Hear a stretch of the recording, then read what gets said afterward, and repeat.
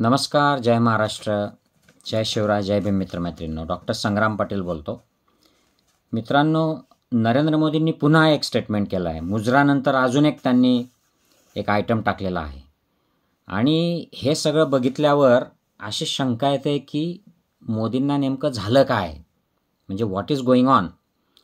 कहा गए वो मोदी. 2014ला संपूर्ण देशाला अच्छे दिन आणेल, सगळ्यांना नोकऱ्या देईल, भ्रष्टाचार का काल मोदी भ्रष्टाचार खतम करेल, कालाधन परत आणेल, 15 लाख देईल, नारी सुरक्षा करेल आणि पाकिस्तान चायनाला उनकी भाषा में जवाब दूंगा वगैरे वगैरे. असं 2014ला त्यांनी सगळा प्रचार केला आणि भरभरून सत्ता त्यांना मिळाली. 272च्या वर सीट्स मिळाल्या.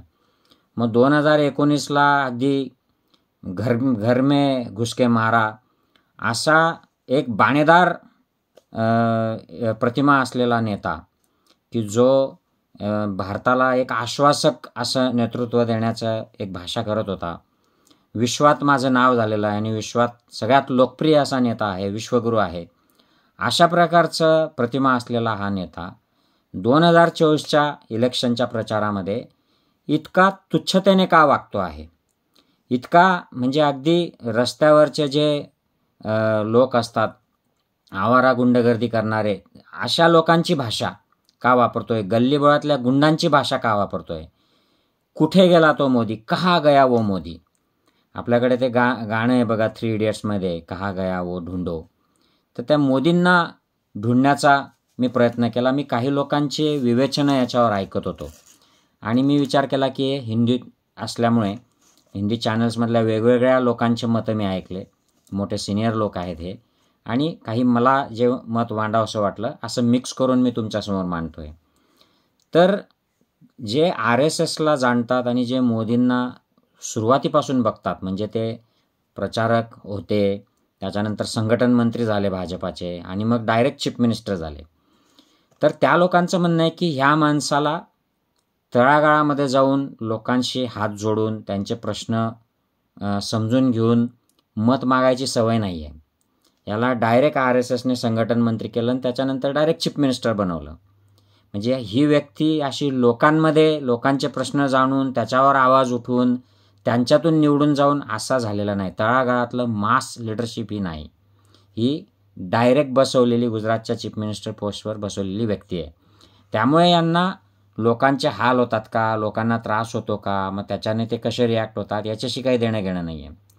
आणि इतर जे कार्यकर्ते, इतर सहकारी लीडर यांच्याशी जे जुळवाजुळव करून घ्यावी लागते, सिनियरशी जुळवाजुळव करून घ्यावी लागते, याची त्यांना सवय नाही.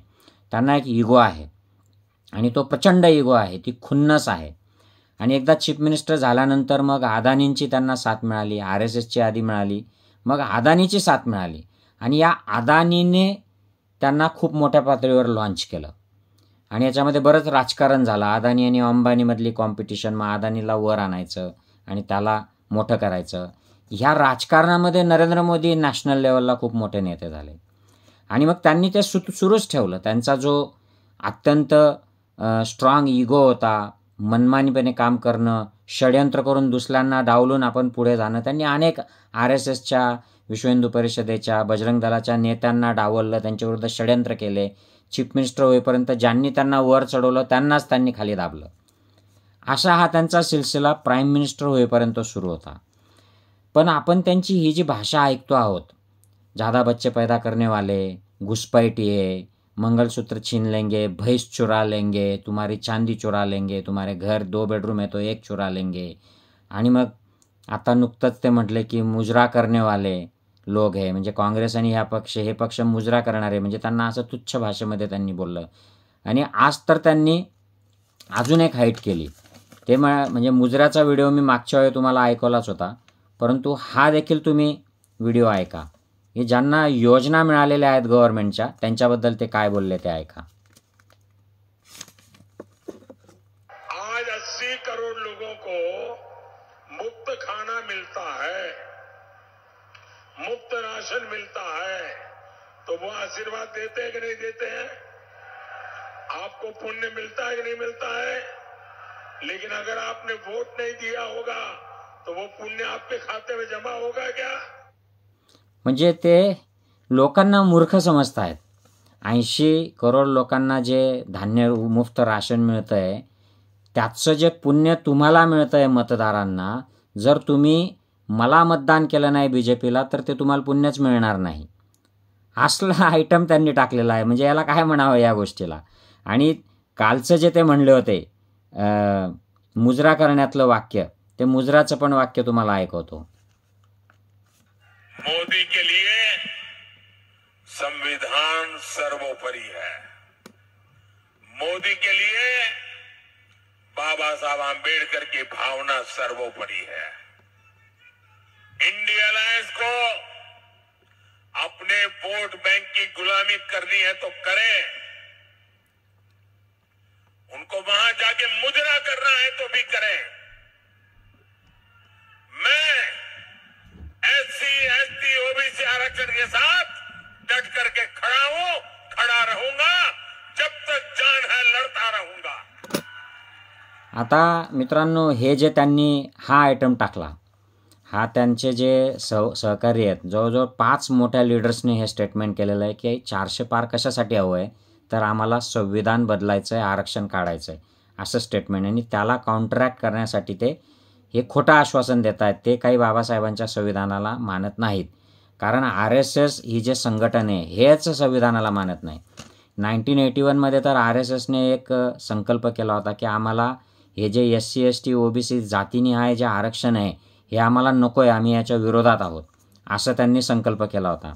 आणि मोदींनीसुद्धा तसंच तो अजेंडा सुरू केला आहे. म्हणूनच ते रेल्वे, हे ज्या सगळ्या गोष्टी, या गव्हर्नमेंटच्या ज्या कंपनीज आहेत, भेल बेच दिया, सेल बेच दिया जे म्हणतात, या सगळ्यांमध्ये आरक्षण आहेत.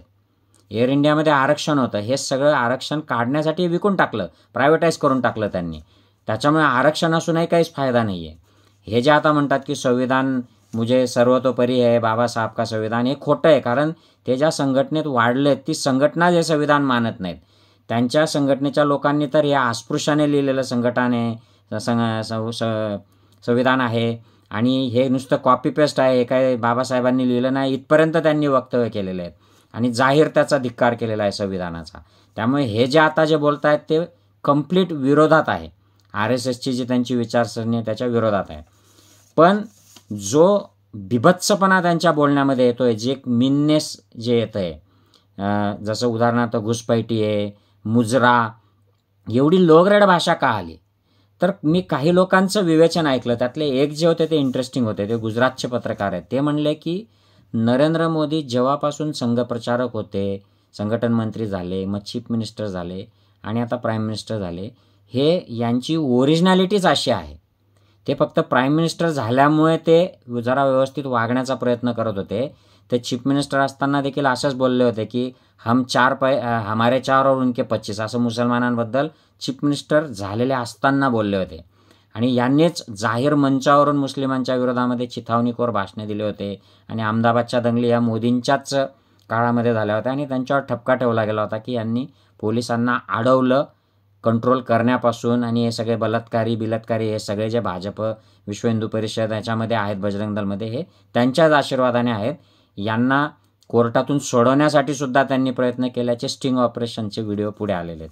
याच्यावर खूप मोठा एक स्टिंग ऑपरेशन राणा आयुब यांनी केलेलं आहे आणि त्यांनी त्यांच्यावर पुस्तक देखील काढलं आहे की कसं मोदी हे डायरेक्टली याच्यात इन्व्हॉल्ड होते, या दंगलींमध्ये आणि या मुस्लिम द्वेषामध्ये.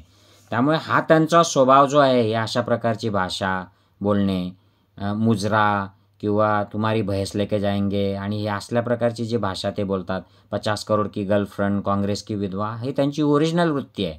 हा माणूस असाच आहे. त्याला फक्त मीडियाने आणि या सगळ्या कॉर्पोरेट वर्ल्डने एक चांगलं व्यक्तिमत्व, सुसज्जन व्यक्तिमत्व, अविवाहित व्यक्तिमत्व, अशा प्रकारचे खोटे लेबल लावून ते सादर केलेत. प्रत्यक्षात जर आपण जेव्हा गुजरातमध्ये खाली जमीन लेवलला विचारायला जातो तेव्हा यांचं चालचलन, चरित्र कसं आहे, यांनी भ्रष्टाचार खरंच केला आहे की नाही आहे, काळे धंदे केले आहेत की नाही आहे, हे सगळं आपल्याला कळतं या मुलाखतीतून. त्यामुळे कहा गया वो मोदी, तो मोदी कहीं नहीं गया है, मोदी वही है. ते जसे होते तसेच आहेत. तो जो त्यांच्या डोक्यामध्ये विरोधकांना, आपल्या सहकाऱ्यांना, मुस्लिमांना, आपलं न ऐकणाऱ्यांना घालून पाडून बोलण्याचा, द्वेष त्यांच्या विरोधात पसरवण्याचा जो त्यांचा अजेंडा आहे, हा पूर्वीचाच आहे. मोदी बदललेले नाहीत.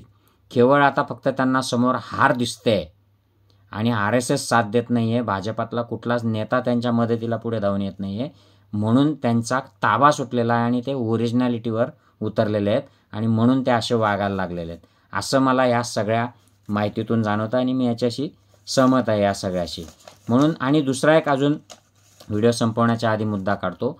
एक सिनियर पत्रकार असं म्हणले की आता हे जे मोदी वेगवेगळ्या पद्धतीचं बोलतात किंवा टेलिप्रॉम्प्टरमध्ये चुका करून टाकतात, तर ह्याचं देखील त्यांनी एक्सप्लेनेशन दिलं. त्यांचं म्हणणं आहे की मोदींना स्वतःची अशी फारशी बुद्धी नाही. फक्त हा माणूस एक खुनशी आहे, इगोइस्टिक आहे, परंतु स्वतःची खूप यांना बुद्धी नाही. म्हणजे अदानी सांगेल ते करायचं, अमित शहा सांगेल ते करायचं. आणि आता सध्या जे त्यांच्या भाषणांमध्ये ह्या ज्या गोष्टी टाकल्या जात आहेत, त्यांचा जो तोल सुटतो आहे, ते जे चुकीच्या गोष्टी सांगतायत, याच्यामध्ये बऱ्यापैकी अमित शहांचा सहभाग आहे. आणि अमित शहा त्यांना असे मुद्दे देऊन त्यांची नरेंद्र मोदींची प्रतिमा खराब करण्याचं एक षड्यंत्र चाललं आहे, जेणेकरून इलेक्शननंतर जर बहुमत मिळालं तर मोदींना बाजूला करायचं आणि अमित शहा मग टेक ओव्हर करेल. ही स्वतः अमित शहांची खेळी आहे आणि अमित शहा हे सगळं करून घेत आहेत. म्हणजे remote control is with Amit Shah. मोदींचे सगळे काळे उद्योग, स्नूपगेट प्रकरण असो किंवा काय त्यांचे खंडणीचे प्रकरण असो किंवा कोविड काळातले प्रकरण असो, इलेक्ट्रोल बॉन्ड असो किंवा त्यांनी ED CBI न्यायालयाचा कसा दुरुपयोग केला, हे सगळ्या गोष्टी अमित शहांमार्फत झालेल्या असल्यामुळे सगळा कंट्रोल अमित शहांच्या ताब्यात आहे. आणि म्हणून आता मोदींना बाजूला करायचं आणि अमित शहा स्वतः बसायचं. म्हणून अमित शहा अशा प्रकारे मोदींना बाजूला करण्यासाठी हे करून घेत आहेत, असं देखील एका सिनियर पत्रकाराचं मत पडलं. आणि RSS आता यांच्यापासून बाजूला झाल्याचं जे सांगितलं जातं आहे, हे देखील मत काही पत्रकारांनी मांडलं. त्यामुळे मोदी हे असे आहेत आणि त्यांना कुठलंही असं काही व्हिजन नाही आहे देशाच्या विकासासाठी. आणि असं बोलणाऱ्या व्यक्तीचे आज देखील जर तुम्ही फॉलोअर असाल, भक्त असाल, तर तुमच्या बुद्धीवर, तुमच्या देशप्रेमावर, तुमच्या समाजप्रेमावर मला क्यू करावीशी वाटेल. मला तुमची दया येईल असं मला त्यांच्या भक्तांना सांगावंसं वाटतं. मित्रांनो, शेअर करा आणि चॅनल देखील सबस्क्राईब करा. जय हिंद, जय महाराष्ट्र.